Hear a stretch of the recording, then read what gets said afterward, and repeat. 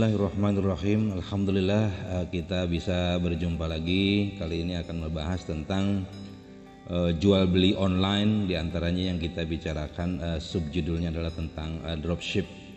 Pada prinsipnya Allah menghalalkan jual beli dan mengharamkan riba. Maka dengan demikian asal dalam muamalah termasuk jual beli adalah boleh, kecuali ada dalil yang menunjukkan keharamannya.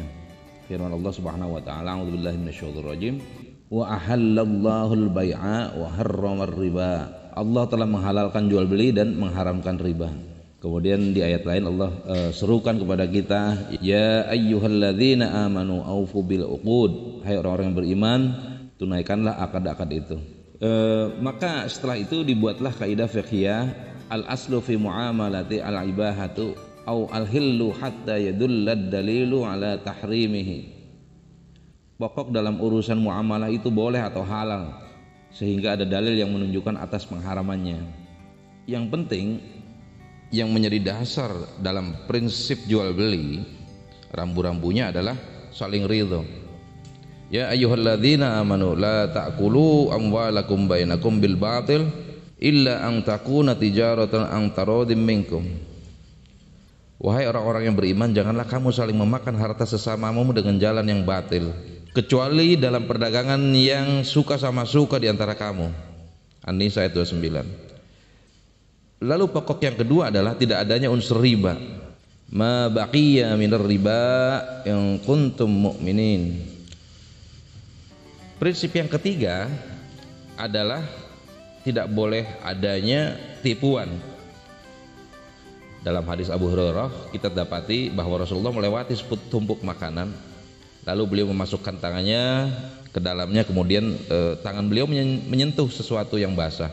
Maka beliau pun bertanya, apa ini wahai pemilik makanan? Lalu sang pemiliknya menjawab, makanan tersebut terkena air hujan wahai Rasulullah. Beliau bersabda, mengapa tidak meletakkannya di bagian makanan agar manusia dapat melihatnya?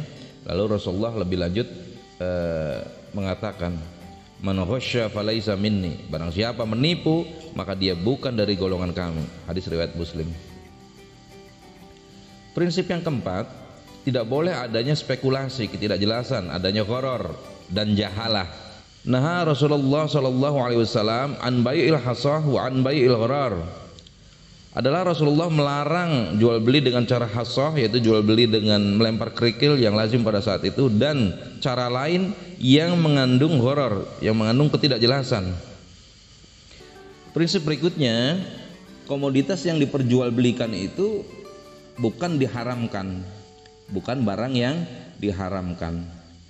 Nah, kita lihat hadis dari sahabat Jabir bin Abdullah, sesungguhnya Allah dan Rasulnya mengharamkan jual beli khamar, bangkai, babi dan patung yang disembah atau berpotensi disembah.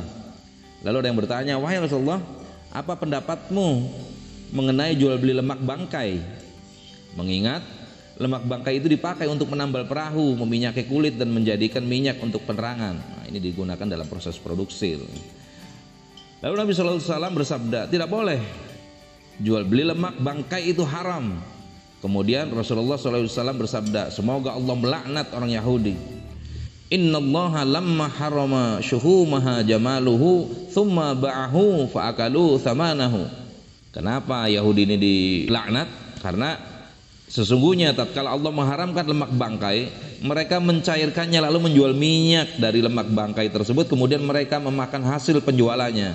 Ini adalah suatu upaya pengalih-rupaan supaya terjadi bias dari suatu mata rantai produksi, sebagaimana yang sering kita temukan sekarang ini, khususnya pada produk obat-obatan dan makanan. Hadis riwayat Bukhari. Lalu prinsip yang berikutnya, yang terakhir adalah dalam jual beli, baik itu online maupun offline, baik itu langsung maupun melalui online, yang penting pokoknya adalah la dharara wa la dhirara, tidak ada mudarat dan tidak ada yang memadaratkan. Ikhwati iman yang berbahagia, jual beli dengan dropship ini bisa dilakukan dengan beberapa cara.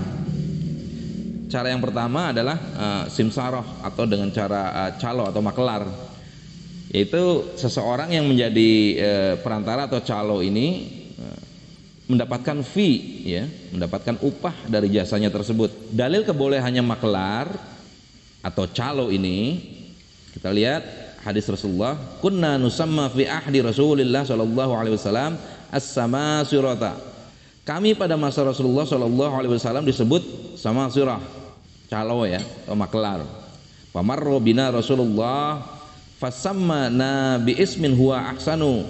Pada suatu ketika Rasulullah SAW menghampiri kami dan menyebut kami dengan nama yang lebih baik dari calo. Faqala, beliau bersabda, ya ma'syarat tujjar, wahai para pedagang, innal bai'a yahdhuruhul laghwu wal halifu. Sesungguhnya jual beli ini kadang diselingi dengan kata-kata yang tidak bermanfaat dan sumpah palsu. Wasyubuhu bis shadaqati, maka perbaikilah dengan memberikan sedekah. Nah kemudian cara yang kedua dalam dropship ini digunakan akad wakalah, yaitu produsen selaku pemilik barang mewakilkan penjualan barangnya kepada dropshipper.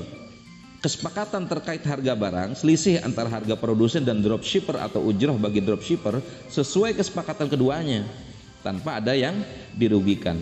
Nah tentang dalil kebolehan wakalah ini, dari Abu Hurairah radhiyallahu anhu berkata, ada seorang laki-laki yang datang menemui Nabi SAW untuk menagih apa yang dijanjikan kepadanya.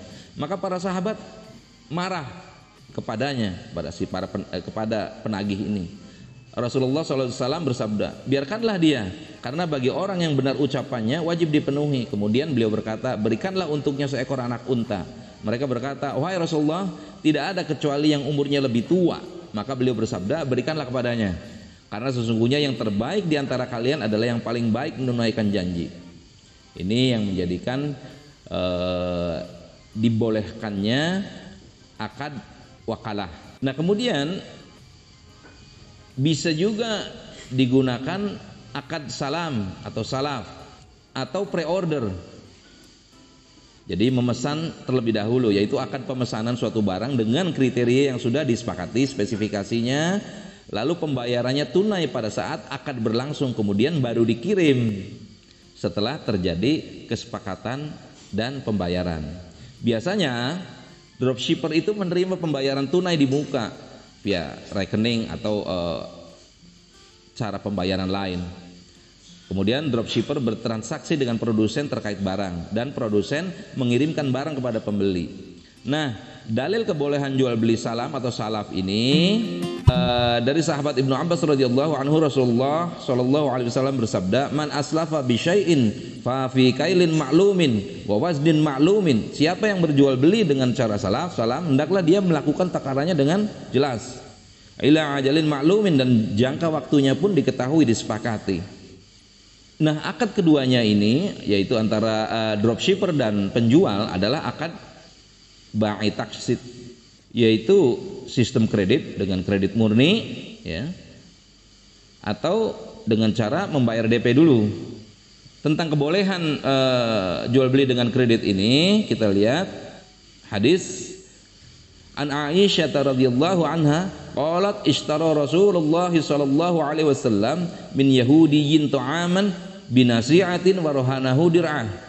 Dari Aisyah radhiyallahu anha berkata, Rasulullah sallallahu alaihi wasallam membeli makanan dari orang Yahudi secara angsuran, secara kredit, mencicil, dan menjaminnya dengan menggadaikan dir'ah beliau, dengan menggadaikan baju besi beliau.